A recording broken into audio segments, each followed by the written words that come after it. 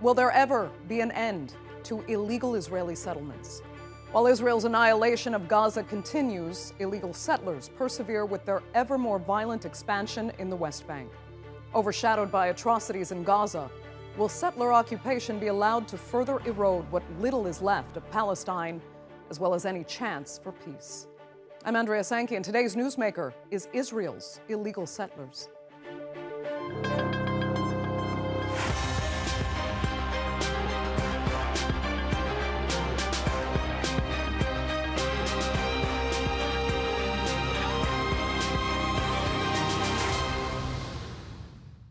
Citing multiple violations of international law, the United Nations has demanded a stop to illegal Israeli settlers for decades. But not only have the rulings and condemnations been ignored, the settlers have been protected and even empowered by the Israeli government, allowing them to become increasingly violent and dangerous as they take Palestinian farms and homes by force. Over the weekend, TRT World premiered a documentary focusing on that violence and the racist motivation behind the Israeli settler movement. Here's a look. This is the often unseen side of Israel's war against the Palestinians. Israeli settler violence in the occupied West Bank. The perpetrators here are the Hilltop Youth, a hardline group of Jewish extremists who have established illegal Israeli outposts across the Palestinian territory. Their ideology is rooted in a messianic belief that this land can only be Jewish, and that the Palestinians who already live here must be expelled. The Hilltop Youth are the focus of a new film from TRT World, Holy Redemption. The documentary reveals how the movement founded on Jewish supremacy is helping to fuel a spike in violence against Palestinians. The film gains rare access into the settler world, meeting with leaders of the Hilltop Youth and other prominent settler organizations. It explores how settlers perpetrate violence with almost complete impunity, protected and often even accompanied by the Israeli army.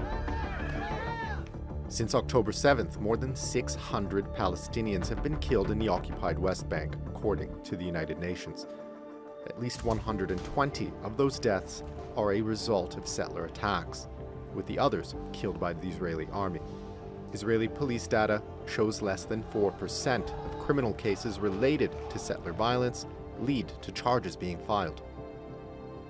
Settlements are illegal under international law, but successive Israeli governments have helped to accelerate their construction since capturing the territory in the 1967 Middle East War.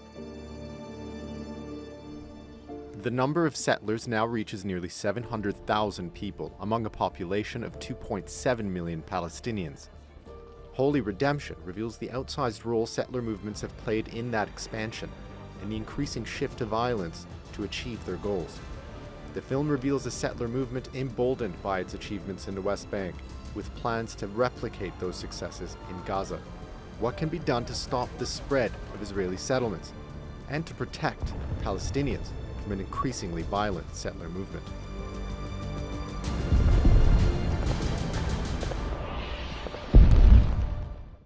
So how has a movement, once called the biggest obstacle to peace between Israel and Palestine, not only been allowed to continue, but had its most violent settlers empowered? Joining me now to discuss that and more are here in the studio, Palestinian activist Issa Amro.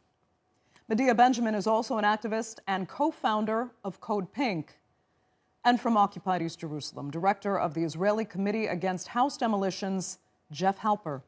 Thanks all so much for being with me. You know, we saw some excerpts from the film there, and among so many truly shocking moments, we saw so many scenes really of even children being terrorized. You know, Issa, you've long been witness to all of this. This has been your experience. So how bad has it gotten from your perspective?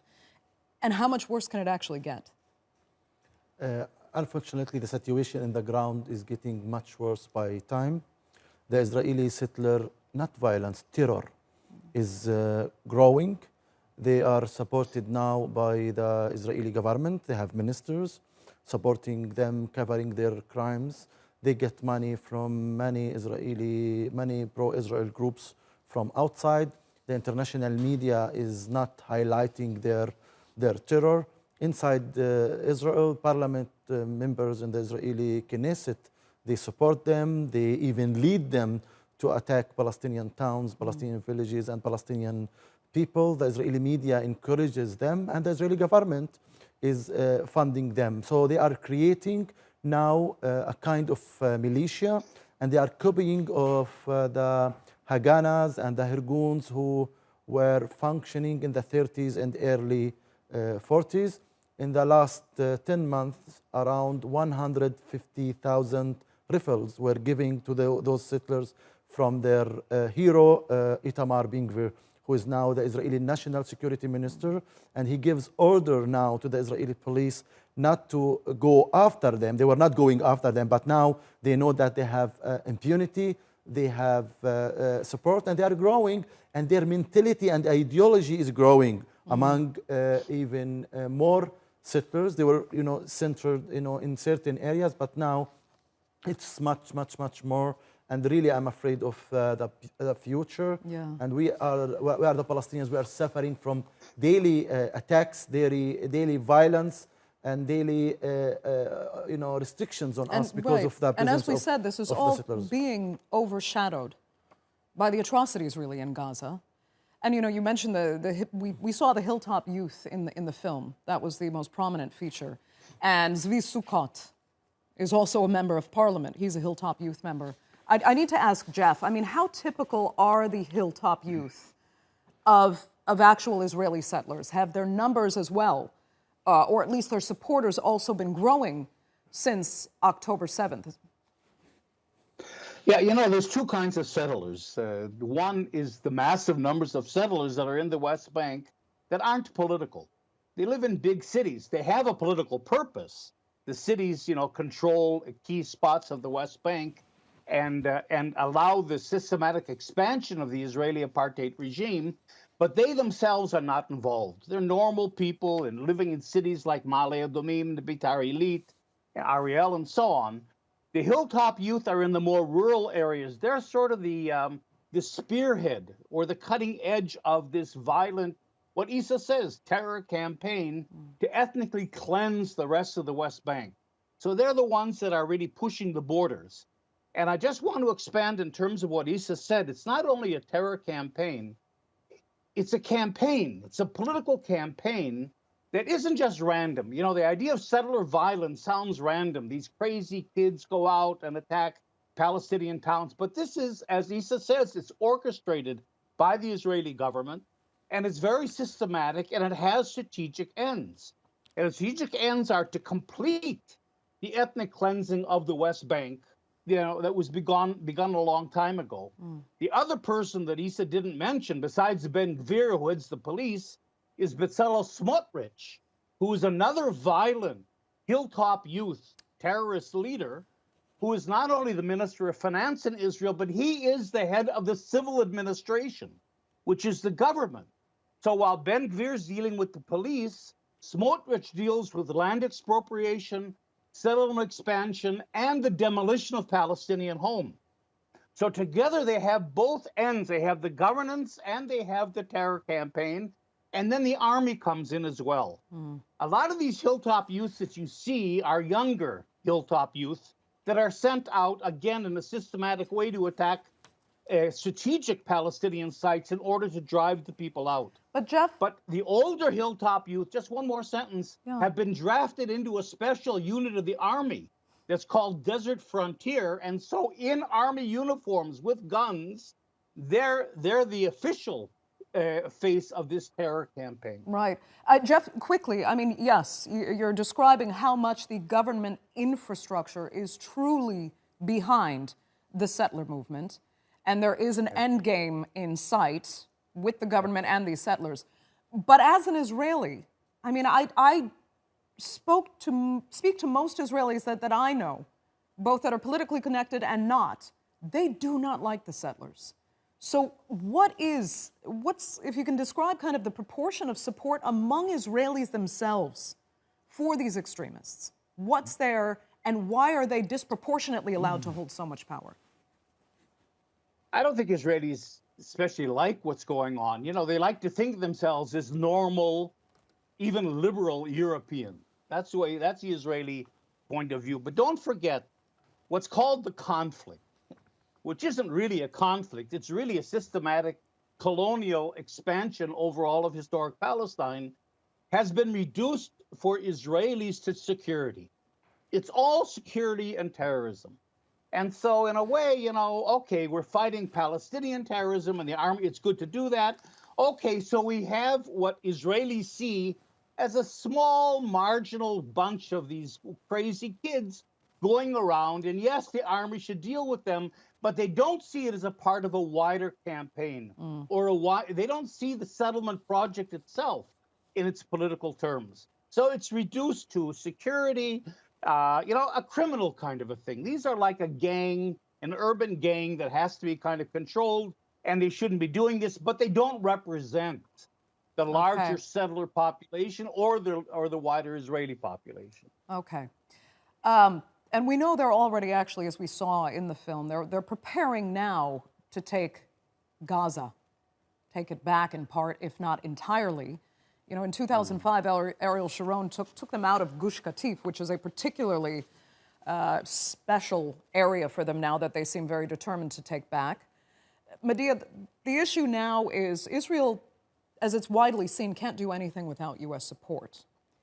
So if Trump is returned to office, and we know Netanyahu is particularly waiting for that moment, do you think the United States would somehow be able to sanction settlers coming back to Gaza? Well, I'm not sure why you put it in the perspective if Trump returns to office, because I think we've seen, whether it's a Democrat or a Republican administration, a kind of mantra always of, we support a two-state solution, we support a two-state solution, and then allowing for these settlements to continue. And whether you're talking about the extremists of the Hilltop Youth or just the, quote, normal settlers, they are illegal. And so at what point does the U.S. recognize what the International Court of Justice says? They are all illegal. And instead, what the Biden administration has done is take a handful, a few settlers, and say, we're going to sanction these, as if we're doing something to stop the settlements, which is ridiculous. I mean, if you're going to sanction let's take it now, just the violent settlers, you wouldn't just go for the individual settlers. You have to go for those at the top who are allowing this to happen, who are facilitating this to happen. And neither a Democratic or Republican administration up till now has been willing to do it. Maybe this is going to change because of what's happening in Gaza and because public opinion in the United States is shifting quite a lot. But that is to be seen, and that will take a lot of work of activists, like the community of activists we are building up, to put the pressure on any administration to get serious about this. I mean, I fear that, for as bad as it has been with both Republicans and Democrats, bad can get so much worse. And do you concede at all that a Trump regime could be the absolute worst alternative, though, given how close he is, particularly to Netanyahu? What you thought, listen, at least concede that, the U.S. wouldn't have recognized Jerusalem as the capital of Israel had it not been for Trump. Now we're there, and that hasn't been taken back. So there are deeper depths of bad it could get to if Trump were to take office, or no? I don't know what is a deeper depth of bad than 10 months of a genocide in which this administration has been facilitating, becoming a partner in this, and now just recently authorizing another $20 billion in weapon sales, which will keep the U.S. as a supporter, as a partner of the Israeli military for years to come, no matter who is in office. Okay. So I don't think we can be saying that this Democratic administration will somehow be helpful in trying to quell the conflict. I mean, Issa, do you agree there, or is at least you see one side, for as bad as it might be, is at least supporting a ceasefire, while another won't be interested at all? The end game for them is to just let them annihilate as many Gazans and as much of Gaza as they can, hand it over to Israel, and that will be, the final say. Personally, I think Trump is much worse than Democrats, and the Israeli settlers, the Israeli extremists and the Israeli fascists are waiting Trump to come to power to annex West Bank to Israel. They want to annex. And even there is a Dilson, she wants to give $100 million to Trump as a promise if he wins in the election to allow annexation of West Bank to Israel.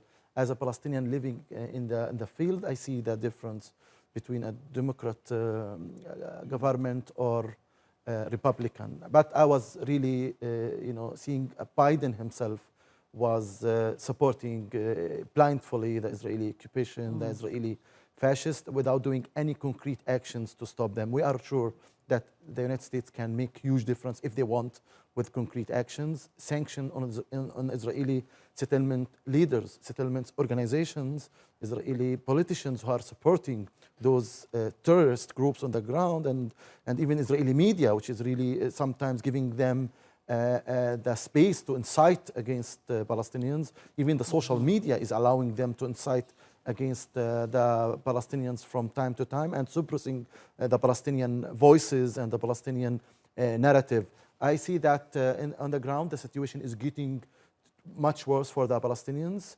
We see Palestinian communities being displaced. We see Palestinian people being killed, attacked, and nobody's talking about that. It's not in the media. It's not it's a mainstream media. Every day there are settler organized terror toward Palestinian cities, Palestinian compounds, Palestinian towns. So we should work hard to stop that, to highlight that, to increase awareness about that. Issa, then just tell me quickly, do you appreciate the activism that you're seeing in the United States, the protest? Do you think it's making a difference, or do you actually fear that it could backfire because so many of these activists are saying that they refuse to vote even for Kamala Harris, and in doing so, they are more or less throwing a vote toward Trump? I really see that the solidarity movement, especially in the United States, is doing great work, great job. We in Palestine feel that we are not alone. We feel that we are a little bit protected in a way or another. Media and all the activists in the United States treat us as human. On the other hand, Israel is trying to destroy our image and treat us as unhuman and human animals. And in the United States, really, this kind of any tweet makes difference. And in the past, the Palestinians didn't notice this. But during this war, when Palestinians saw the students in the campuses, when they saw activists protesting, especially Jewish activists in the Congress and everywhere in the streets, all over the world, we felt that our cause is really making a huge difference, and we love it. And I hope that all this, because we play defense, we are defending the land, we are defending our existence, we are defending our nationality and our identity with all this amount of support to the Israeli occupation and to the Israeli apartheid. The activists as media and other people in the world are really giving hope to the Palestinians, giving energy and giving protection. This is something very, very important. Yeah. But can I just say that while many of us are terrified of another Trump administration and certainly don't want that, we do not want to give a pass to the Biden-Harris administration. And coming right now from the Democratic National Convention, where there was a campout outside the convention itself with one simple request: give us 2 minutes of floor time for a Palestinian American. And they gave floor time to Republicans. They gave floor time to CEOs. I understand, but again, not giving that. We have to recognize that the Democrats have also been terrible when it comes to this. And I think people do recognize that. There's just this sad reality that the alternative, for as bad as it is, the alternative could be even that much worse. It seems impossible for it to get worse, but that reality is out there. Let me come back to Jeff, though, because it's lovely to hear Issa say, that Palestinians do feel the support, because it is different this time. The activism is different this time. But is any of that being felt among Israelis? Or are they so now deeply embedded because of what happened on October 7th that they just can't see anything on the other side anymore? No, they don't see anything on the other side. This is all us. It's very, self-contained, and all the attacks from from abroad, the settler protests in cities, the ICJ, the ICC, the UN. That's all expressions of anti-Semitism. So Israelis are not in the game. And that's why it's so important to mobilize, as media and the others are doing abroad, those kinds of... the problem is the protests, and they tend to be reactive. There's one huge end game that everybody is missing, that it's hard to normalize, to organize around. It's easy to organize around genocide, occupation, apartheid, settler violence, and so on. I mean, it's not, those are clear things. But the end game is normalization.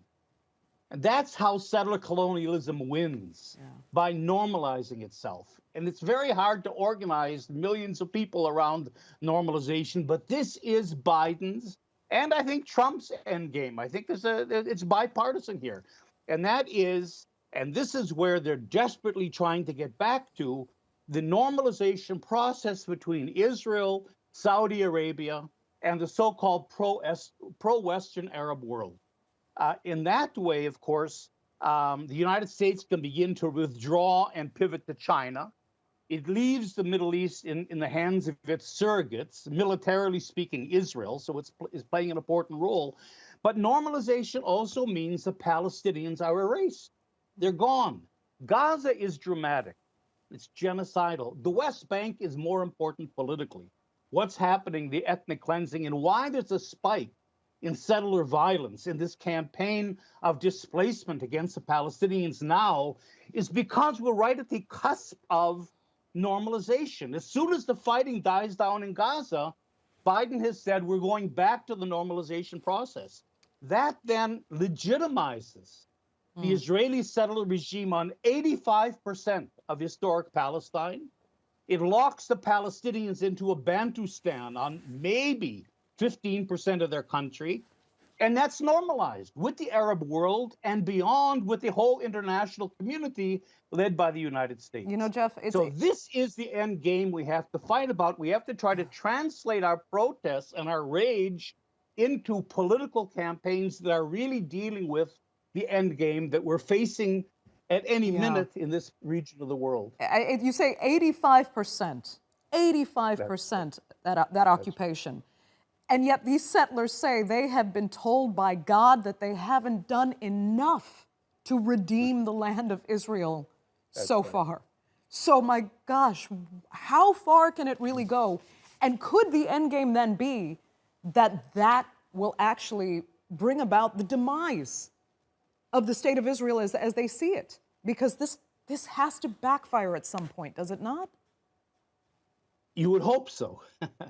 Except that, the world is run on a transactional basis. Values, human rights, international law certainly don't play any role whatsoever. And so Israel is at the table with the big boys. It has the weapons, it has the geopolitical position. What do the Palestinians have? What are they bringing to the table? And I think Israel can bet on the fact that realpolitik will create a situation in which, yes, the United States, Saudi Arabia, Egypt are more important to the United States and NATO, the G7, the powers that be, than any Palestinian rights. And so, under the guise of a two-state solution, because nobody reads the fine print, you'll have an Israel on 85% of the West Bank, is an Israeli state. You'll have a Palestinian state on 15%. And then it's over, and Israel thinks they can get away with that. Medea, let me give you some final words. What is Palestine? What do Palestinians bring to the table? They bring the world popular sentiment. They bring the world community. And I think it's going to be very hard for these Arab states to continue this process of normalization when they know their own people are 100% against it. And so I think, Issa, right, there is that sentiment all over, as I see and travel around the world, of loving Palestinians, supporting Palestinians, and that's what we have to count on. Okay. Well, that will have to be the final word for this edition of The Newsmakers. I'd like to thank all three of my panelists sincerely so much for joining us, our viewers, of course, for joining us as well. Remember, you can follow us on Twitter or X, and do be sure to subscribe to our YouTube channel. I'm Andrea Sankey. We'll see you next time.